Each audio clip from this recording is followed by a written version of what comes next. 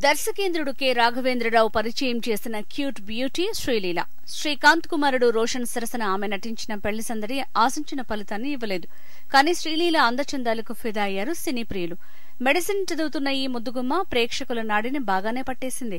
రవితేజకు జోడీగా ధమాకా చిత్రంలో తన తడాఖా చూపించబోతోంది. పాన్ ఇండియా స్టార్ ప్రభాస్ కి జంటగా ఓ చిత్రంలో కమిట్ అయిందనే వార్తలు వెలువడ్డాయి. రీసెంట్ గా మరో గోల్డెన్ ఛాన్స్ ని కొట్టేసిందనే టాక్ వినిపిస్తోంది.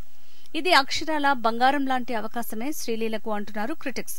అందుకే తన రెమ్యునరేషన్ ని అమాంతం 2 కోట్లకు పెంచి డిమాండ్ చేసేసిందట. అందుకు ఆ నిర్మాత ఎంతో సంతోషంగా అంగీకరించారనే సమాచారం.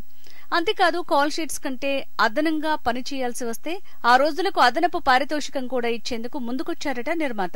ఇంతకీ ఆ నిర్మాత ఎవరంటే సాయి కొర్రపాటి.